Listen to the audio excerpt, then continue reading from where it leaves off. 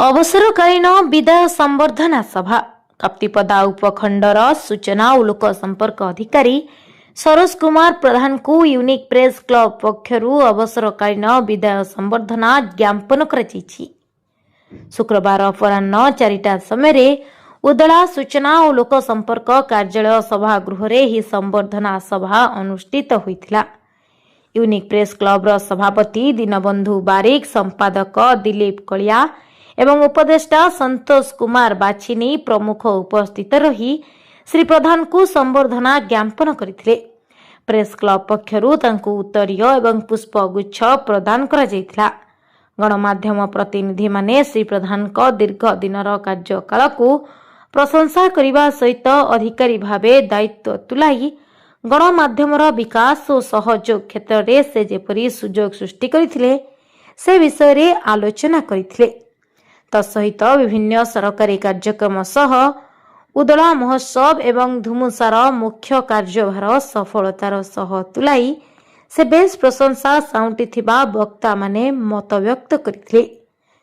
ए विदायकालीन संवर्धना सभारे अन्य मानक मध्यरे शशिकांत मिश्र, मानस पाणी, कृष्ण चैतन्य सदुआल, अभिजित बेहेरा, प्रभात कर, दिलीप मिश्र, सुभाषिष पति, बसंत बेहेरा, जसवंत परिड़ा एवं दिलीप परिड़ा उपस्थित थिले। एथिसह कार्यालयर कर्मचारी अजित महापात्र और करुणाकर महांत मध्य उपस्थित रही सहयोग करथिले।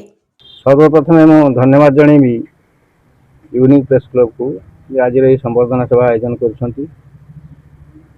मु 1992 मसीह ग्रंथागारिक भाव कार्य योगदान करी।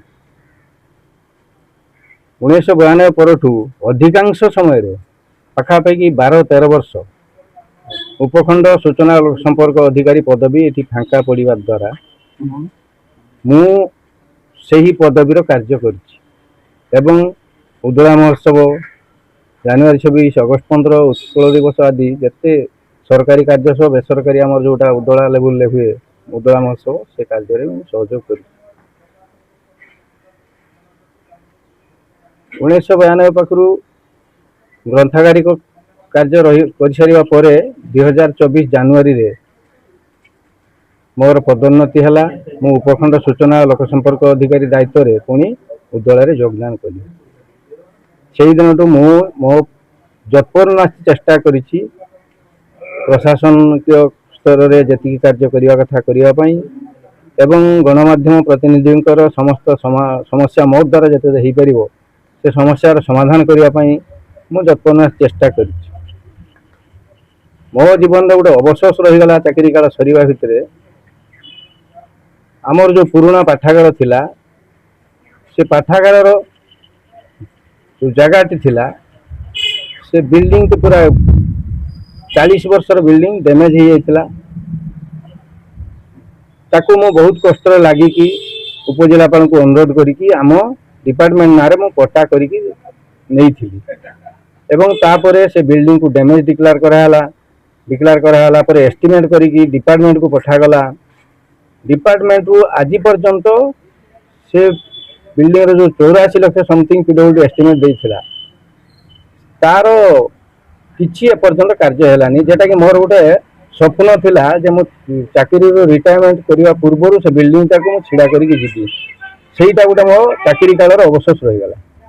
तेणु आपण मानक माध्यम रे मो सरकार को भी अनुरोध करूची एवं आपण मान को भी अनुरोध करूची जे से बिल्डिंग ता हेले पाठागार को आस्तवा पाठक पाठिका उपखंड कार्यालय को आसवा सूचना अधिकारी कार्यालय को आसवा व्यक्ति विशेष एवं गणमाध्यम विशेषकर गणमाध्यम प्रतिनिधि से कौन असुविधार सम्मुखीन होती ना हवा कथा नुहे जदि यहाँ हो जाता।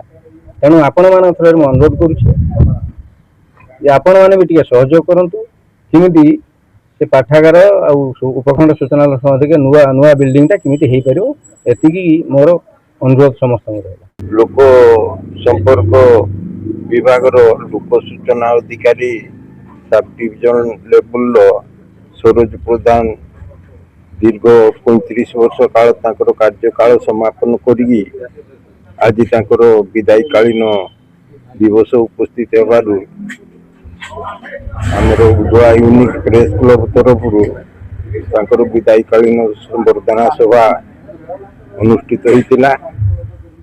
तांकर ई दीर्घ वर्ष धरिकी यही सांबादिक मानक सांगरे सुसंपर्क रखिकी जो कार्यकाल समापन कर समस्त तरफ हार्दिक संबर्धना दि जाइतिला।